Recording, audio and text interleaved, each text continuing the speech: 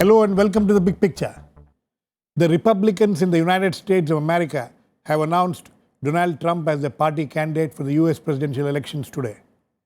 The announcement came about at the Republican convention in Cleveland. This brings to an end one of the most tumultuous primary seasons in America. The race to the nomination of the Republican candidate has been paved with doubts, discord, division, and even despondency, even within the grand old party.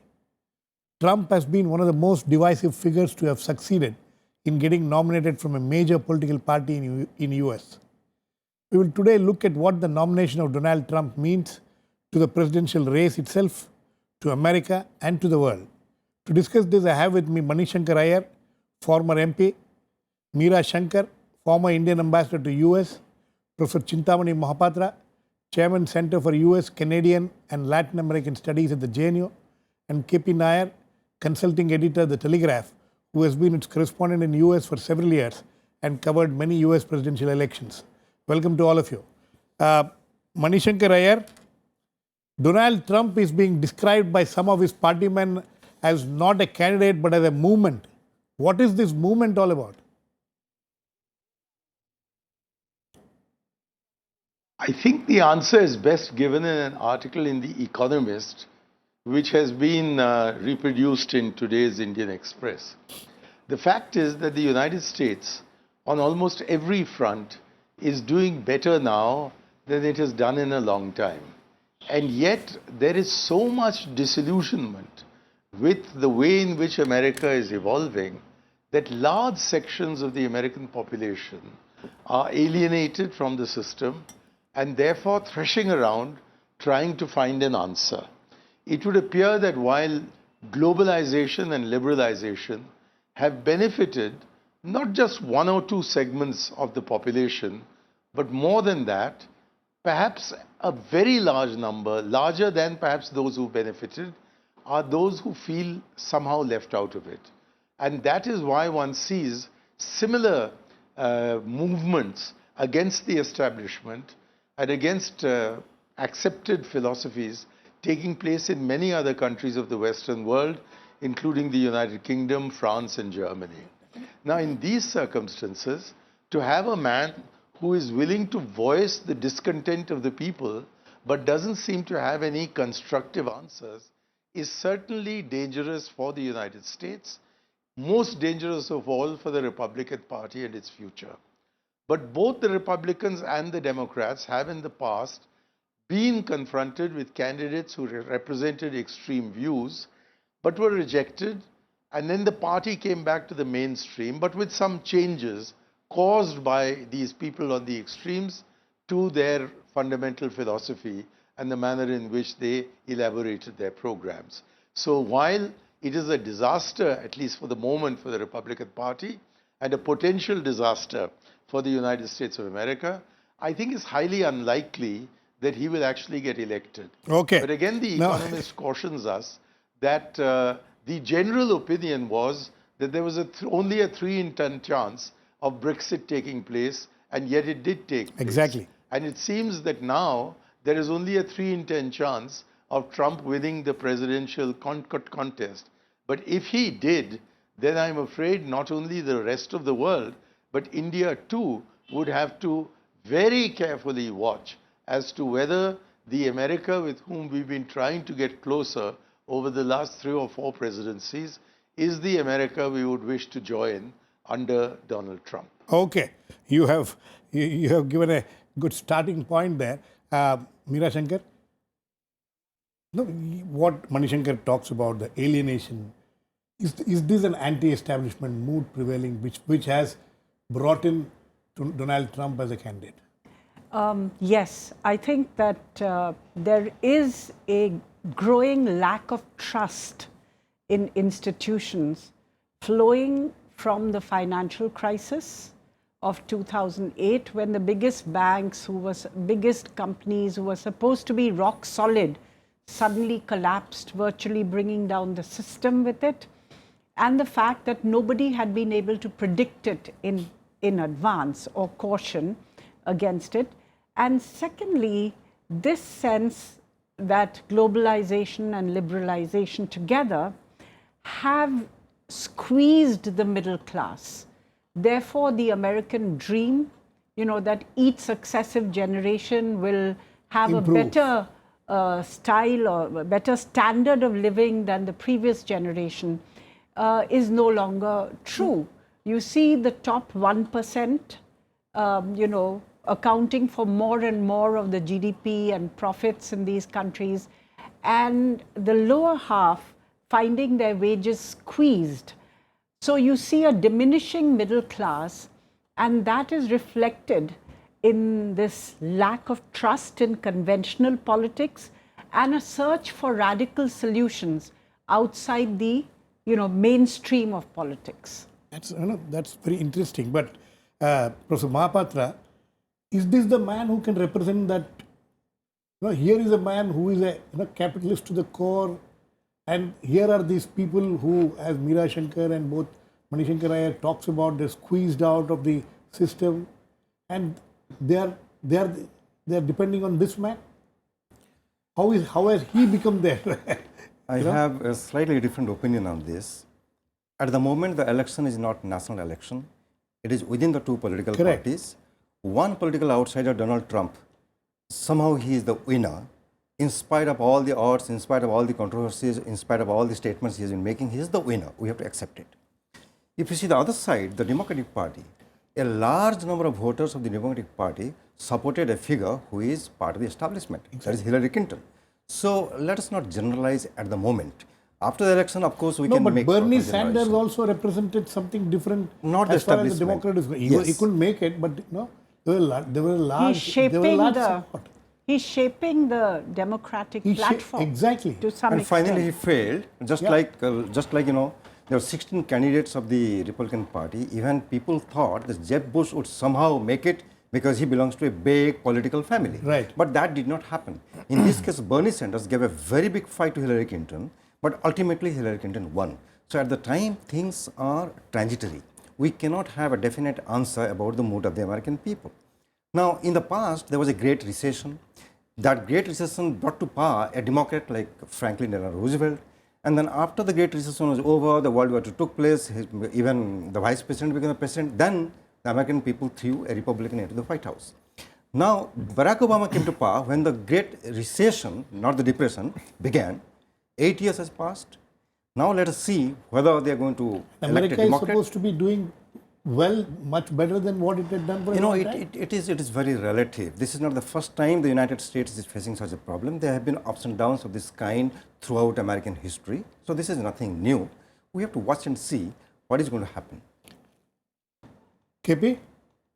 So, what does he represent? Whom is he representing? My question which I asked Chintamani Mahapatra also. Whom is he representing? Well, is he representing that squeezed out middle class? Well, after he declared his candidacy, while building up his campaign, although he took very firm positions on Islam and immigration and all that, he has tried to be all things to all people. But the point I want to make is related to the convention, this great circus that goes on every 4 years, you see. The conventions are an American institution, a solid institution, and Trump has turned the convention on its head already, For example, the tradition in both conventions is that the presumptive candidate actually appears on the stage only on the last day. But he was there the first day to introduce his wife.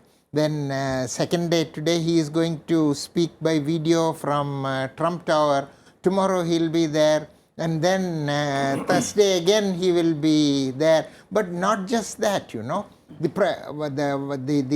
star primetime speaker on Monday was Melania Trump. Today is Donald Trump. She got into controversy. Yeah, Donald Trump Jr. Tomorrow is Eric Trump. And Thursday is Ivanka Trump. This has never happened in any American political party, in spite of having dynasties, This is Trump, Trump, Trump. And I don't know if those of you who saw his appearance yesterday, You know, he's copied the way Beyonce, the singer, appears on the stage. All this silhouette and all that, and he comes, you know. This is completely changing an American institution, that is the presidential nominating convention. And Trump gets away with it, you know, he gets away with anything. A few months ago he said, and I believe it could be true. He said, tomorrow morning if I go on Madison Avenue and shoot somebody dead, I will not lose even one vote, he said, you know. This is something to be noted about this presidential election season, about how institutions are being subverted or changed. You know. Would you call it change or subversion, Shankar Aiyar? Both. I would call it an attempt at subversion. The fact is that it matters less whether Trump is named as the presidential candidate or he actually becomes the president, than the fact that he is in the race is reflecting the opinions of a very large number of Republican supporters and will then push the president, whether it's himself or Clinton, more in the direction of Trumpism than in the direction of liberal traditions of the United States of America. We saw this with Barry Goldwater, who was totally decimated by Lyndon Johnson in the 1964 election. Because of the stand that he had taken on Vietnam, Lyndon Johnson's term was marked largely by a greater and greater and deeper involvement of the American military in Vietnam affairs. Equally, we saw that when Eugene McCarthy was defeated, it set up, although he was badly defeated, it set up the atmosphere in which Nikam could be impeached. So therefore, these people on the fringe, including Bernie Sanders against Hillary Clinton, although lose, they leave an impact on the program for the future. And everything that Trump stands for is negative and therefore is going to have an adverse impact on what might otherwise have been President Hillary Clinton's program. Okay. Meera Shankar, you know, that's an interesting thing, which he talks about what kind of an impact he will have, win or lose, even after the elections. But before that, before we go, to that extent, the fact that there are so many Republicans who are not very comfortable with him, even today, even after him being nominated, how is it going to affect his, race now from here to the actual elections? Well, one thing is clear, that he has won the nomination with an overwhelming majority of over 1,700 candidates, delegates, despite opposition from traditional Republican power sources. At the convention itself, the Bushes were not present. Exactly. Governor John Kasich of Ohio, the state in which the convention is taking place, yes, was not present. Others were not present. So clearly the Republican Party is divided, but Trump has shown an ability to appeal over the heads of the party. So I'm not sure that the opposition of the traditional Republican, powers will impact Trump's campaign. It may impact in terms of finances, because he has upended in several cases the Republicans' traditional positions. For instance, on trade, it used to be that the Republican Party was the party of free trade. Now, of course, the manifesto is saying that in trade, they will put America first. Yes. And Trump has talked of punitive fines and measures against China or other countries whom he says are taking America for a ride. The Republican Party has accepted Trump's proposal for building a wall on the Mexican border. Yeah. They have said that they will withdraw from the Paris Convention. So while that is traditional, they've not really been believers. They've been climate change, deniers. On trade, on lower taxes, and so on, Trump's position has not on actually being cautious on military intervention. And it's also overseas. said that he's quite vague in some of the promises. He has not been in line with traditional Republican Party positions, and on some social issues, he has been, before he kind of fudged his position, much more to the middle, on abortion, gay rights and all that. He has been much more to the middle and not much of a church goer at all. So in many cases, he doesn't really fit the conservative wing of the party. But he has shown this ability to appeal and to take the party along with him willy-nilly. Mr. Aiyar, would you like to respond to that? How is he going to manage in this kind of a situation where he finds a majority of the senior Republicans not really backing him? This is not the first time this has happened. A majority of the seniors in the Republican Party didn't want Barry Goldwater, and an overwhelming majority of the senior Democrats didn't want Eugene McCarthy. And yet both of them became the nominees respectively of the Republican and the Democratic parties. No, nominees both of them fine, were but badly defeated. One in 44 seats, the other in 49 states.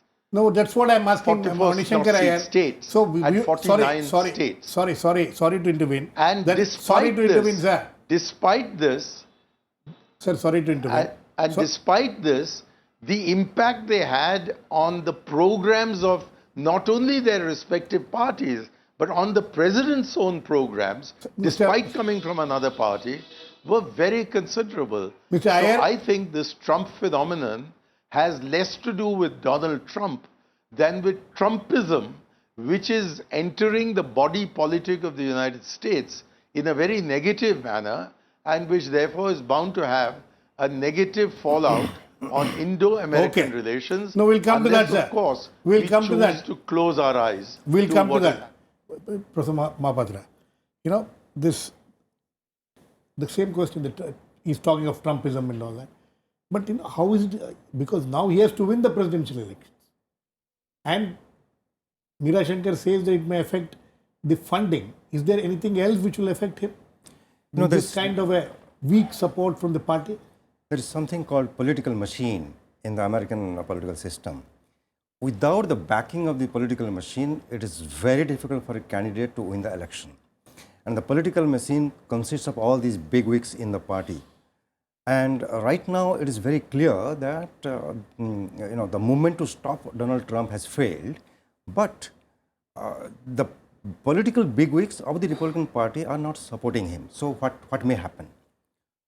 One thing is likely, and that is, until now, it is Donald Trump, the individual. If he is really interested to win the election, he has to be with the party.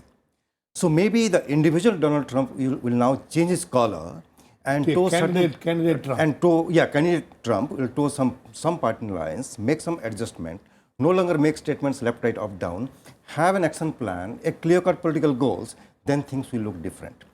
Otherwise, if these political leaders are not going to support him, they might think this guy is an outsider. It is going to set a very bad precedent.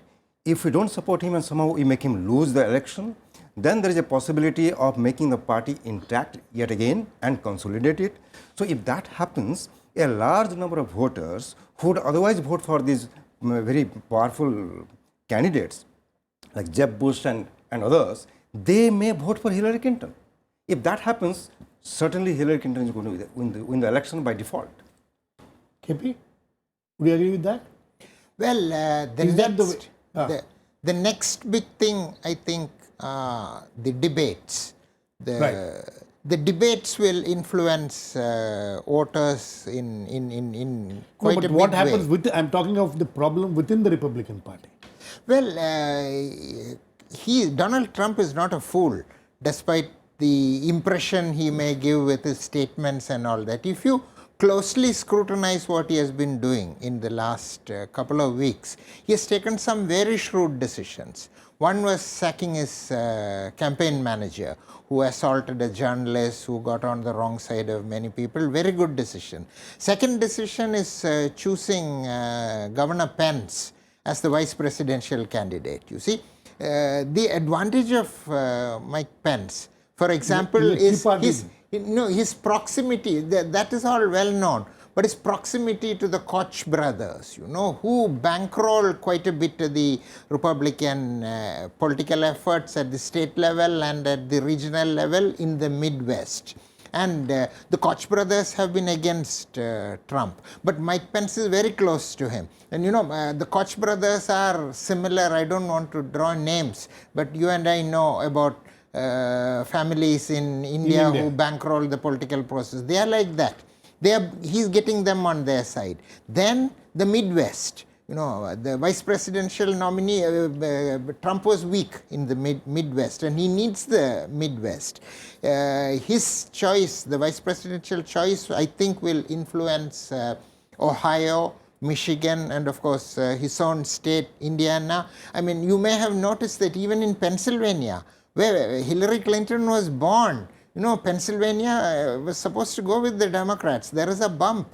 Trump has got a bump. So he is taking shrewd decisions. So he may give this impression of being a buffoon and all that. He didn't get here by being a buffoon. And he's a shrewd businessman. So I think he will apply the business model to the campaign significantly. And I take him very seriously. I don't think he can be written off. He's not somebody to be brushed aside. Shankar Aiyar, Trumpism, you are talking of Trumpism, if, influencing not just these elections, right up to the elections, post-elections, how is this Trumpism going to affect the other parts of the world? Well, number one, I think America under Trump and under the influence of Trumpism will become more overt in being anti-Muslim. I think Trump, or at least Trumpism, will be very negative on immigration.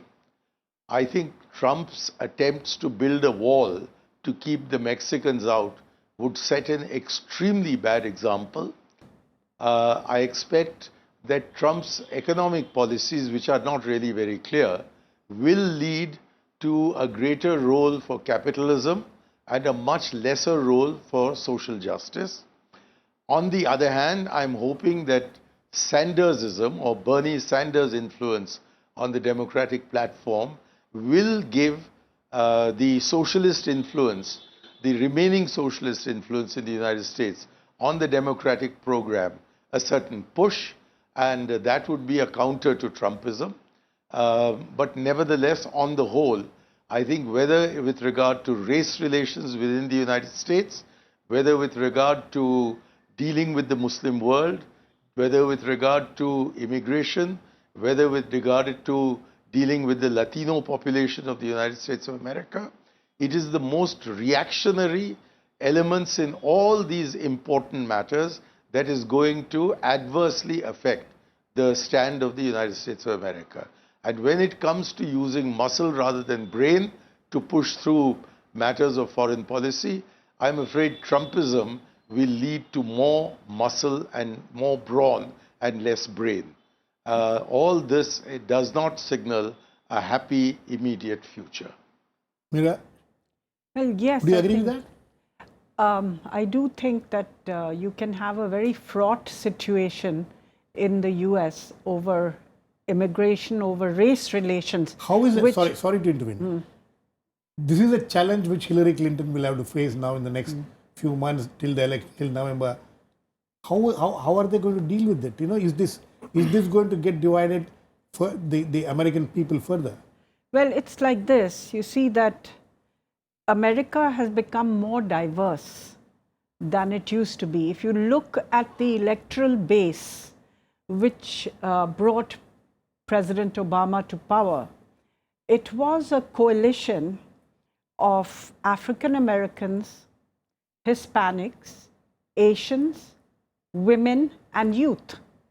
And so there was some element of minorities voting for the Democrats, and then there were sections of the majority population, the youth and the women, who voted for the Democrats. The Republicans began to look as though they were out of touch, and represented an image of America which had changed, and a change which had not been accepted by the Republicans. So we have to see, one is the emotive aspect of race, immigration. All these are very emotive issues which play on fear, which play on negativism, which play on a sense of insecurity. And you've had these incidents. How it will pan out, we have to see.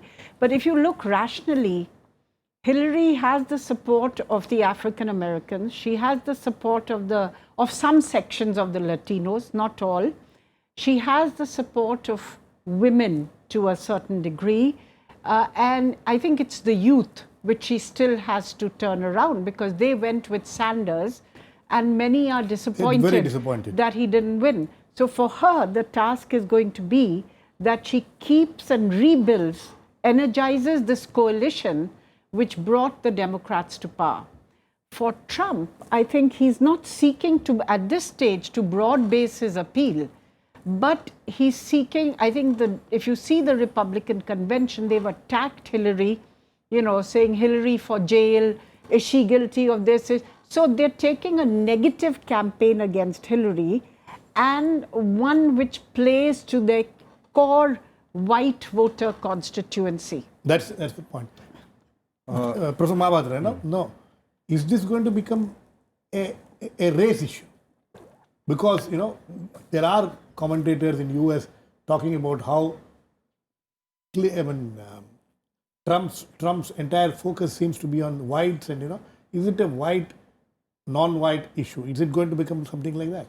To some extent, it is that, because right now, racism, you can see every day in the newspaper what kind of things are going on in the US. There is serious law and order problem. On the one hand, the policemen are getting killed. On the other hand, the African American young fellows are getting killed. It is going to have an impact. But 53% of the voters are women, and 70% of the women don't like Trump. So we don't know how it's going to play out. But your main question is how the world is going to look at it. Yes. On the one side, Trump, the kind of statements he has made on the nuclear issues and South Korea and Japan, on Iran, on so many issues, yes. Then on Putin, and even on the North Korean leader, he is speaking things which are very unconventional, not towing the party line, not towing the American line so far. If those things are played out, then it is going to be a different world. But I believe that once he comes to power and he sits in the Oval Office, then he has one set of advisors. He will see things in a different way. Let's say that we will come to that if and when he comes to the chair. Yes, very quickly. I want to say something on the wall with Mexico, which others referred to. No, we don't have time for that, KP. I just want you to address one question. Indian Americans, how are they looking at this?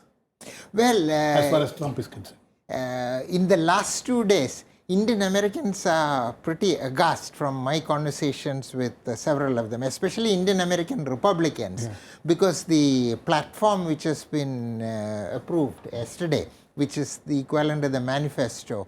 The manifesto, they have simply copied Mitt Romney's India policy without change, sentence by sentence.